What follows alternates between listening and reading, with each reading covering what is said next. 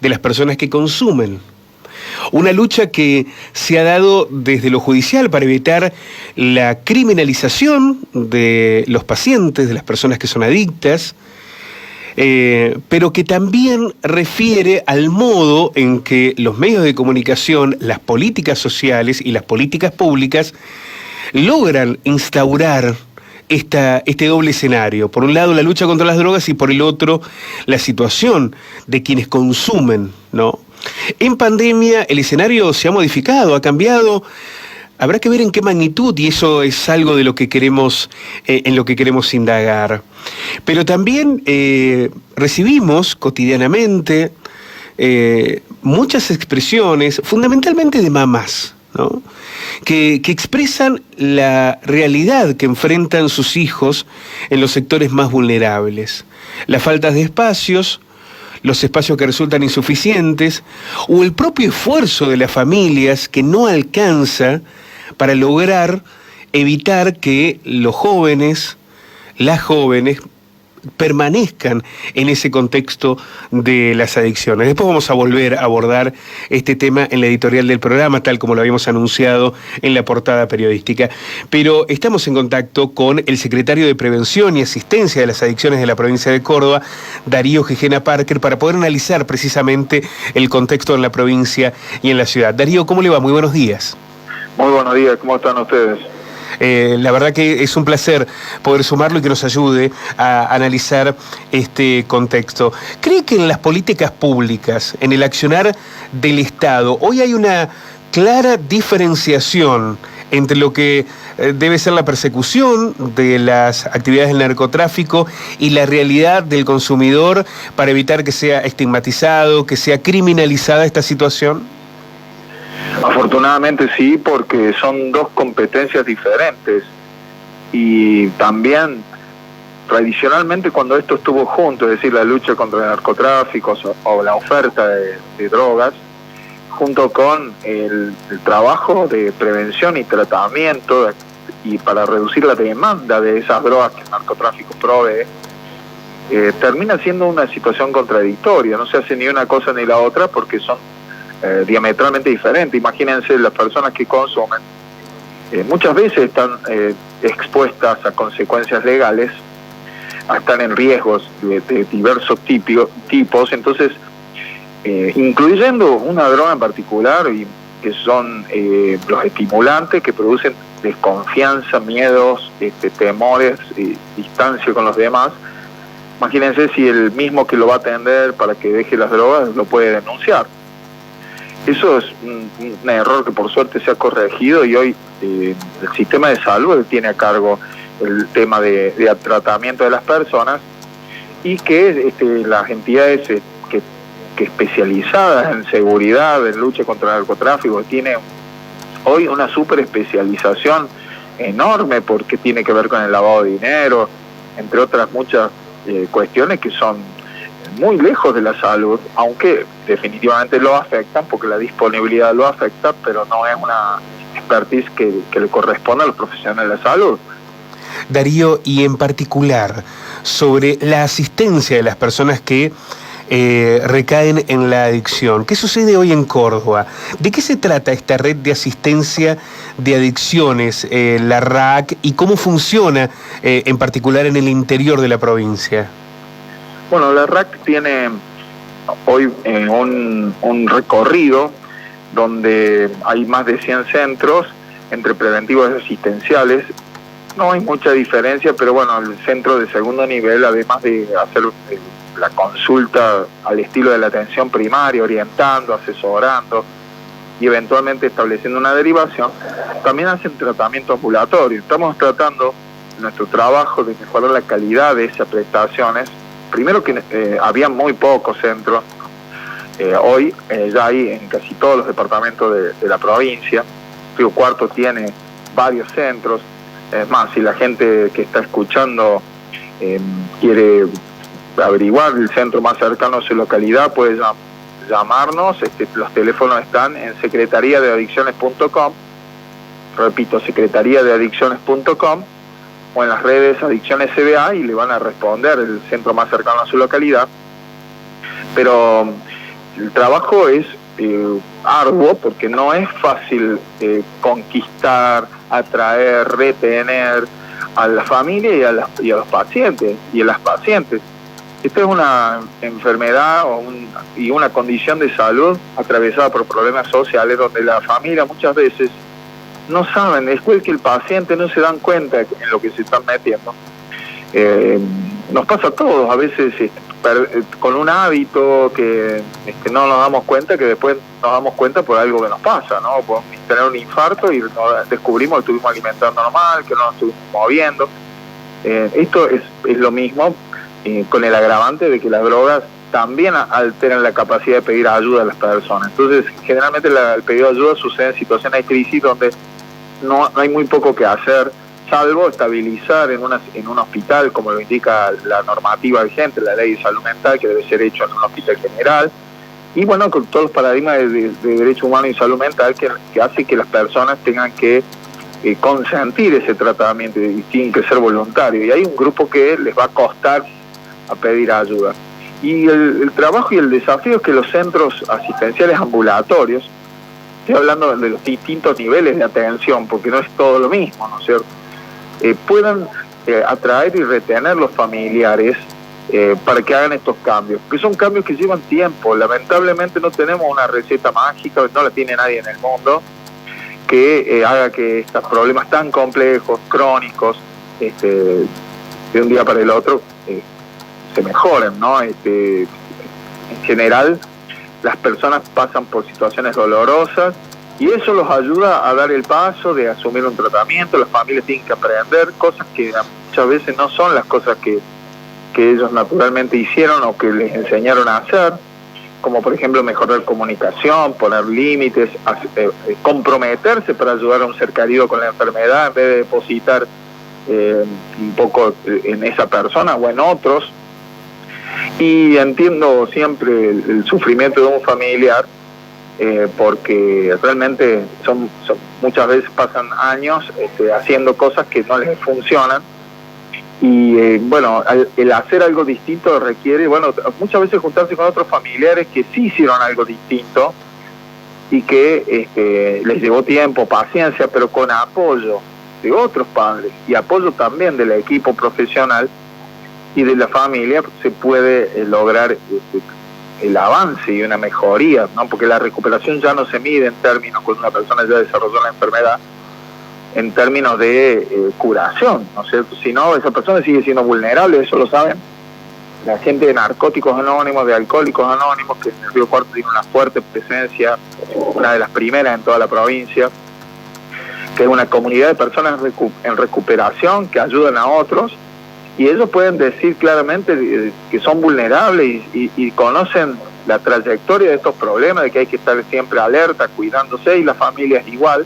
Y nuestro desafío es que el equipo esté formado, motivado para realizar ese tipo de tareas. En Río Cuarto, en Capital, hay un equipo bastante activo que se ha sumado a las formas modernas, podemos decir, de administrar turnos para que, bueno, vigilemos unas variables que son críticas, por ejemplo, que no haya tanta demora a la hora de pedir un turno, pero también es un gran desafío que se enganchen, porque las drogas tienen un poder en ese sentido más inmediato, y el trabajo terapéutico es algo que no da una recompensa inmediata, ¿no? Sino hay que trabajar en cómo esa persona puede administrar el dolor que le sucede de las drogas para ponerlas en cuestión y empezar a hacer cosas que quizá nunca hizo o las dejó de hacer, como cambiar el grupo de amigos, empezar a hacer deporte, y todos sabemos que eso es muy difícil, pero bueno, con apoyo, con un sistema social en su alrededor que vayan por el mismo camino. Hemos visto muchos casos que lo han logrado, y otros Darío, que han tenido recaídas, por ejemplo. Darío, ¿no es un tiempo para cambiar el paradigma y en lugar de esperar que el paciente o la familia lleguen, existe un mayor abordaje o presencia en los barrios, porque lo que nos dicen los vecinos es que cuando el Estado llega a los barrios por la problemática de la droga, lo hace desde la represión, digamos, desde la fuerza de seguridad, desde la criminalización.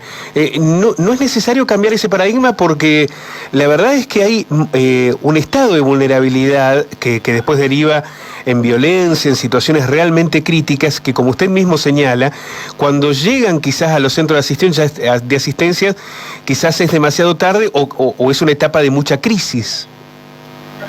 Es tal cual, hay que cambiar el paradigma, y en ese sentido no significa reemplazar una cosa por la otra, porque también es cierto que nosotros en Córdoba Capital llevamos ya entre 4 y 5 años que estamos trabajando en los barrios más vulnerables con un equipo muy comprometido, que está allí donde el problema se da, que es el programa de prevención territorial, que hoy Córdoba se está proyectando a la provincia a través del Ministerio de Vinculación Comunitaria, el nuevo ministerio que, bueno, está creando playones para estar en esos lugares donde justamente hacen tanta falta estos factores de protección, como profesores que enseñen distintos deportes, un espacio seguro, agradable, cuidado, y donde también haya profesionales para atender esta problemática. Eso está pasando en Córdoba.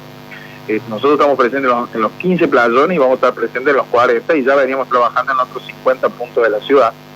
Sí, una experiencia que sí podemos trasladar a otras localidades, cosas que están en plan, pero también quiero decirles que, por más que suene tan bien, la experiencia es que no siempre llegamos a tiempo, aún estando ahí cerca, porque el problema también tiene esa característica donde muchas veces se incuba en familia, en el secreto, en la vergüenza, en el estigma, y muchas veces en patrones familiares que se repiten, y también otras condiciones sociales que también son importantísimas a tener en cuenta en estos momentos de crisis socioeconómica.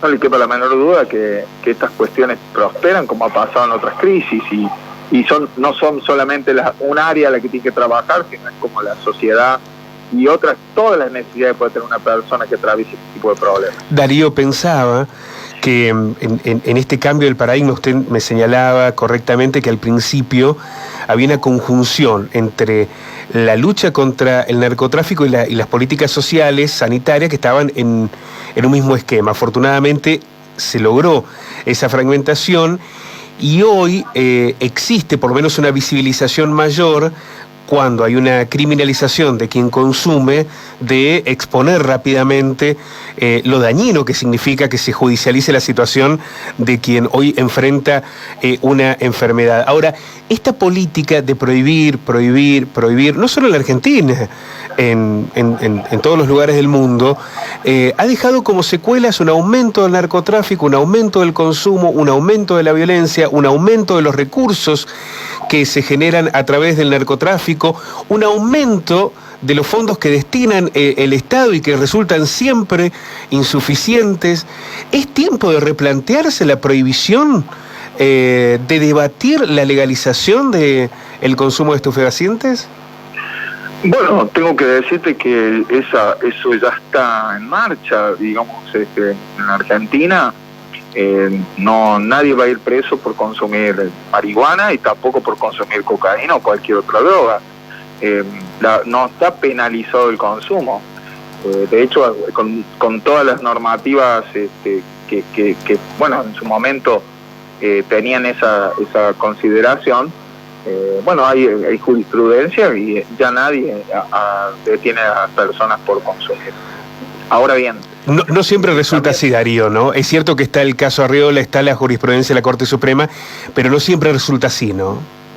Bueno, en esos casos, por supuesto que tiene que haber un cambio, y nosotros de ninguna manera avalamos que se penalice las personas que tienen este tipo de problemas. Es como penalizar a un diabético, que no puede controlar que come alimentos que le hacen mal y su cuerpo reacciona de una manera anormal. Eso es lo que le pasa a una persona con una adicción. Pero también es injusto decir que hoy las políticas públicas de estos problemas complejos exigen una medición objetiva. Es decir, la ciencia tiene que ser la guía de las políticas públicas, no solo lo que le parece a uno o le parece al otro. En ese sentido, estamos mirando con mucha atención las experiencias de los Estados Unidos y de Canadá, que han hecho una política de despenalización y de legalización, que son dos cosas distintas. Quiero aclarar de que para legalizar, por ejemplo, la cocaína, implica que un laboratorio de un estado cualquiera puede producirla y venderla y promocionarla, ¿no? Eso en ningún lugar del mundo se ha hecho, ¿no? La legalización tiene que ver con algunas drogas, por ejemplo, sobre todo el tema del cannabis, ¿no? Pero el asunto de base tiene que ver con que estamos esperando a ver qué resultado le ha dado, porque el objetivo de Uruguay, por ejemplo, era reducir el narcotráfico, la violencia, y que haya menos consumidores en situaciones críticas y poder llegar a ellos más fácilmente. Y necesitamos saber esos resultados, cómo les ha ido con eso en esos países, porque creo que con eso vamos a poder tener una guía realmente de lo que hay que hacer, y no solo quedarse quizás con la idea de que en el caso, sin ir más lejos, lo que ha pasado en el Colorado, que ellos sí tienen una medición absolutamente exhaustiva, ha aumentado en un 300% la expulsión en los colegios, porque los chicos tienen más acceso a marihuana que nunca, y eso afecta su rendimiento y su adaptación escolar. Y también accidentes de tránsito, que antes estaban más vinculados al alcohol, ahora tienen una importancia muy grande el consumo y el deterioro que produce a la hora de conducir. Estamos hablando de un impacto en poblaciones masivas. Por lo tanto, yo creo que es un desafío gigantesco y lamentablemente sí van a tener que seguir habiendo espacios de atención de las personas con adicciones, porque, bueno, de la mano muchas veces de la libertad que tenemos la sociedad, los individuos, también están estos riesgos. Y nosotros queremos de alguna manera que las personas, como no tenemos una manera de que alguien que experimenta no desarrolle el patrón compulsivo, porque esa es la verdad, mucha gente consume y nunca va a tener un problema en su vida, pero bueno, mientras más gente consuma, ese porcentaje que sí va a tener una respuesta diferencial va a ser mayor, y eso es lo que nos preocupa y lo que estamos viendo que pasa. Pero también, Pablo, es justo decir que no hay que, nosotros ahora con esta exposición por la cocaína adulterada nos aumentó un 40% las nuevas consultas en toda la red, y también una cosa crítica, nos aumentó la adherencia, es decir, que la gente efectivamente va al tratamiento y se queda, y aumentó en un 65%, o sea, no un 65%, a un 65%, cuando nuestro media era un 54%, o sea, la mitad falta.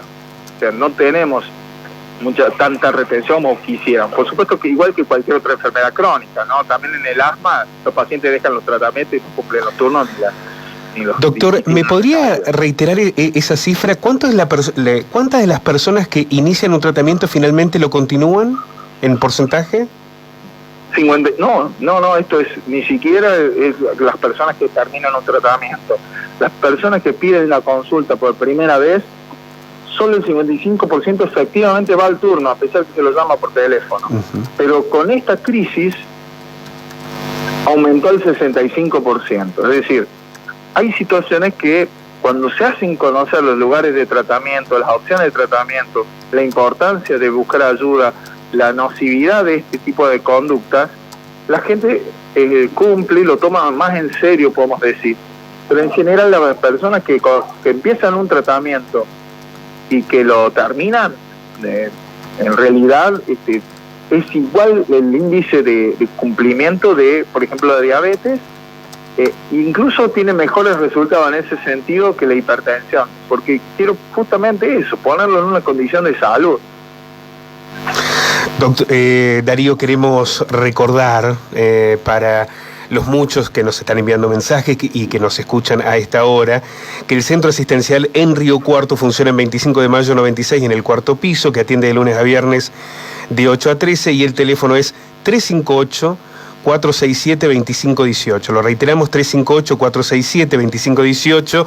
Para quienes nos han solicitado, lo vamos a poner también en las redes sociales, y que forma parte de esta red asistencial de las adicciones de Córdoba, que tiene en Río Cuarto, en Alpa Corral, en Alcira Quijena y en otros lugares de la región también alternativas de atención. Es un tema que vamos a seguir abordando, que nos preocupa especialmente y que tiene que ver con una dinámica que excede la situación del paciente e incluso de sus propias familias cuando sucede, y que termina generando enormes derivaciones en el barrio, en el contexto, en la escuela, en los ámbitos de trabajo, y que necesariamente requiere de una atención permanente.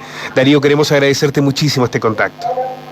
A ustedes, y gracias por difundir, porque son temas difíciles, pero la información salva vidas, así que gracias. Un abrazo enorme. La palabra del secretario de Prevención y Asistencia de las Adicciones de la provincia de Córdoba, Darío Gijena Parker. Han pasado 54 minutos de las 9 de la mañana. Contar lo que no quieren que sepamos.